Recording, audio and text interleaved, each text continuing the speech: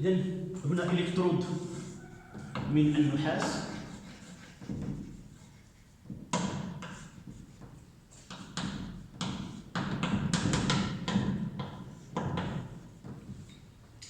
هنا إلكترود من الكربون جرافيت فماء البروم بئر جوج سوف يحدث هنا بئر جوج ويحدث تفاعل مع النحاس ويعطي إلكترونات. هاد الإلكترونات تمر في الذرة هنايا. ماذا سيحدث؟ سيعطي تيار كهربائي جايونات سي دو بلس. إذا هنايا تفاعل بئر جوج على إلكترود النحاس سيحدث تفاعل. هنايا اللون تغير اللون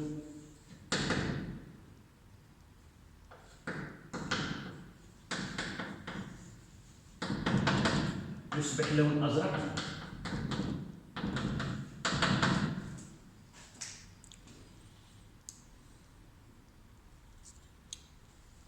إذا هذه التجربة. Donc, dans cette expérience, on plonge une lame de la poudre de cuivre solide dans une solution d'eau de brome. Et la solution de dibrome change de coloration parce que le brome il a une coloration qui est un peu brune, orange. Donc cette coloration-là disparaît. Il y a disparition de cette coloration et apparition de la coloration bleue due à la formation des ions Cu2+.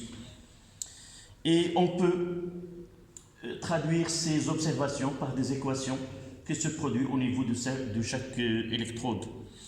Là, c'est la cathode. Et là, c'est la nôtre. On va revenir à comment on a pu donner des noms à ces électrodes. C'est à la suite de types de réactions qui se produisent au niveau de ces deux électrodes. إذن هنا في هذه الحالة عندنا المزدوجات المتدخلة. المزدوجات المتدخلة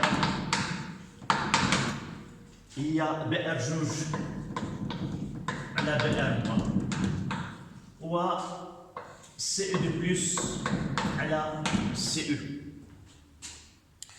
Les deux couples redox participant dans cette transformation, c'est Br2 sur Br- et Cu2+ sur Cu. Donc Br2 réagit là et donne Br2 dans 2Br-, là 2 électrons, et le Cu donne Cu2+ plus 2 électrons. Là ce sont les deux. Là c'est Br2 plus 2 électrons dans 2 Br-.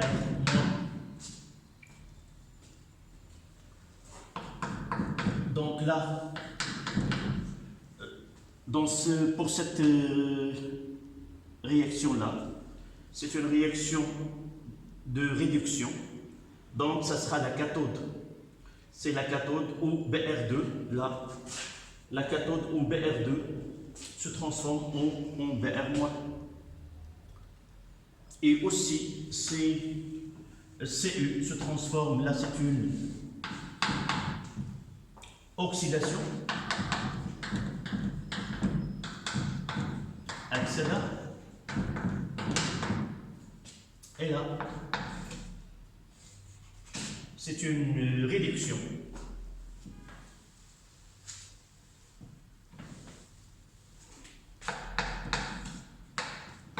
c'est une réduction اختزال من المزدوجتين هما BR2 على BR1 و CE2 plus على CE.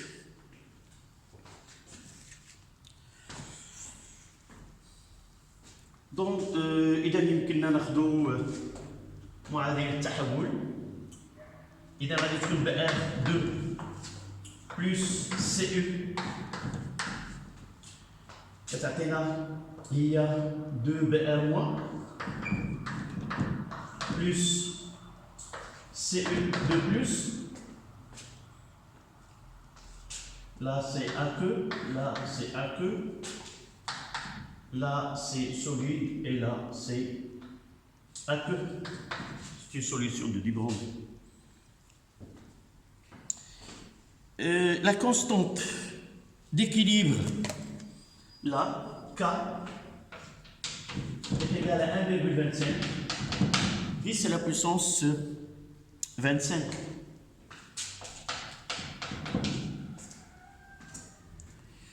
Et nous constatons que cette transformation-là est une transformation qui est totale, s'effectue dans le sens 1 d'une façon spontanée. إذا من خلال ثابتة التوازن لهذا التحول نلاحظ أن بطبيعة الحال عندما نكتب Q إلى حاولنا ناخذ QR عند لحظة التسافر فهو غادي يكون عندنا التركيز ديال BR- أس 2 في التركيز ديال CE2 plus BR2 للتبسيط فقط سبق لنا خدمنا هذا المعيار هذا QR صفر هو التركيز ديال BR- أس 2 في التركيز ديال CE2 plus البدئي على التركيز ديال BR2 كذلك البدئي. من خلال ففي اللحظة الصفر نعتبر بأن لم يتكون بعد لا BR- ولا CE2 plus وبالتالي يمكن نعتبر بأن هذا تقريبا صفر. Donc en déterminant le quotient de réaction à l'instant t est égal à 0 dans ce cas-là. D'abord, la concentration de BR- de CE2 plus à l'instant t est égal à 0 au voisinage ou au commencement est presque nul, sauf la concentration de BR- n'est pas nulle. Donc on peut considérer que le quotient de réaction à l'instant t est égal à 0 est presque nul. Comparons cette valeur-là avec K, on constatera que cette transformation d'abord s'effectue dans le sens direct, le sens 1, et puisque ce K est supérieur à 10 à la puissance 4, on dira que cette transformation est totale. إذا باعتماد معيار التطور سنلاحظ أن خارج التفاعل عند لحظة التصفح فهو شبه منعدم مقارنة مع ثابتة التوازن اللي هي أكبر من 10 أس 4. يمكن أن نستنتج من هذه الفقرة بأن التحول الكيميائي الذي يحدث بين ماء البروم وفلز النحاس يعطي تحول تلقائي مباشر وكلي. متفقين؟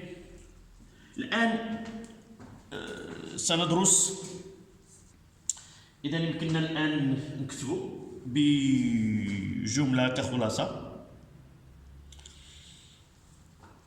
أن التحول الذي يحدث التحول الكيميائي بين فلز النحاس وماء البروم تحول تلقائي. إذا رجعتوا للشريط الفيديو اللي بدينا به فذلك التحول تلقائي وناشر للحرارة. تحول تلقائي مباشر وكلي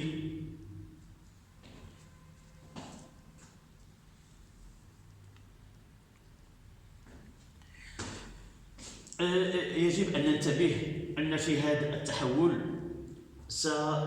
فلز النحاس يتحول من صيغة فلزية إلى صيغة إيونية، والبروم ماء البروم من صيغة جزيئية إلى صيغة إيونية.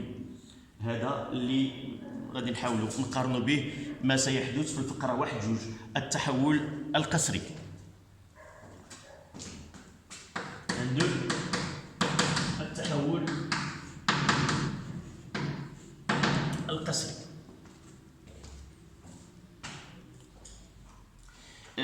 لاحظوا في هذه التجربة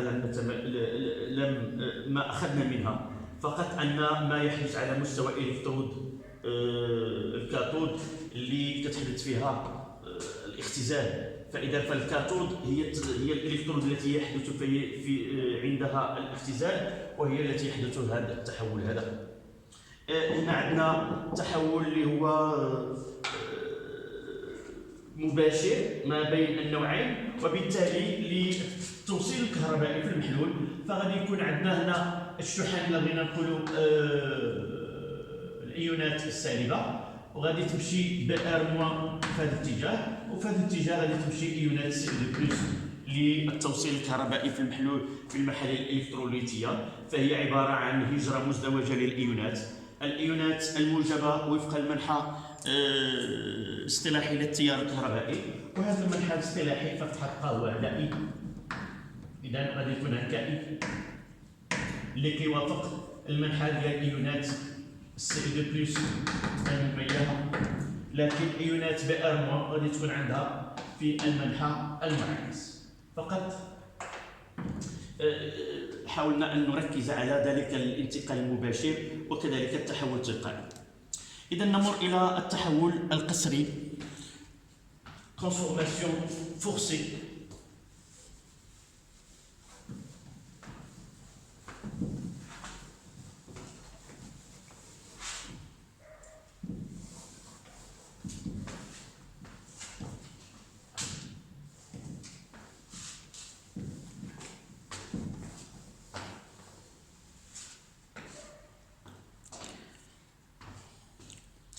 إذا مفهوم قسري هو إجباري، هو أننا نعمل على أن نخضع مجموعة كيميائية إلى تطور في المنحى الذي يعاكس المنحى التلقائي. ففي هذه التجربة التحول التلقائي هو تحول فلز النحاس من حالة فلزية إلى حالة إيونية سي دو بلس، و بئر 2 يتحول إلى بئر موان.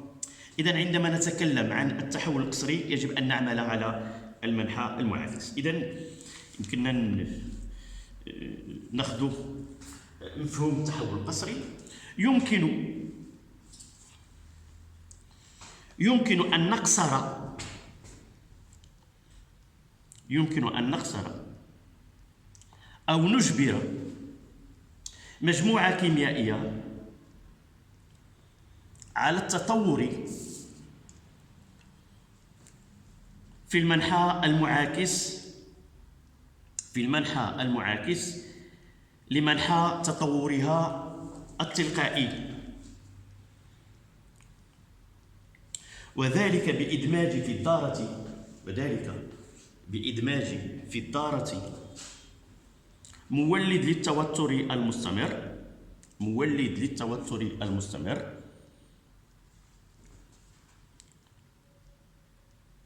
يفرض تيارا كهربائيا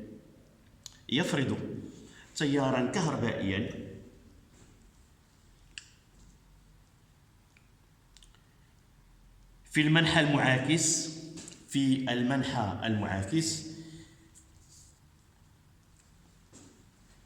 للمنحى الملاحظ في التطور التلقائي،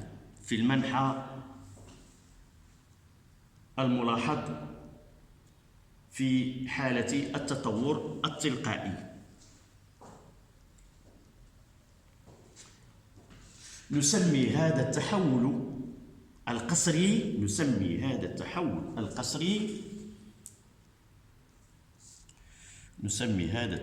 القسري بالتحليل الكهربائي.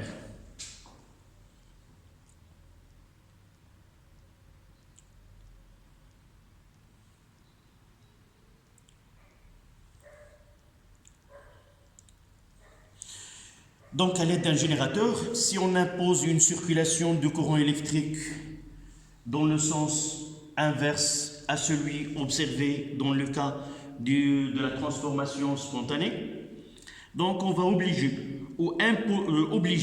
les espèces chimiques présentes dans la solution à subir des transformations qui se font dans le sens inverse à celui qui le faisait dans le cas de transformation inverse. Donc, à l'aide d'un générateur, on impose la circulation d'un courant électrique dans le circuit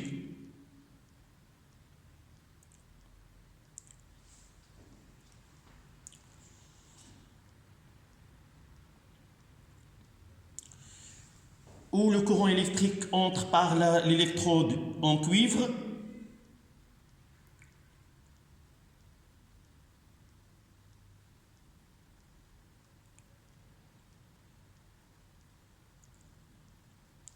à l'électrode de graphite en reliant le pôle positif du générateur